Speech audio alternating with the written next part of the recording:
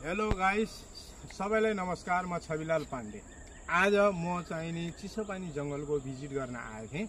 तर चाहिँ चिसोपानी जङ्गलमा म आउँदाखेरि यस्तो चिजहरू मैले देखेँ कि यहाँ जडीबुटीहरू चाहिँ नि भरिपूर्ण रहेछन् क्या।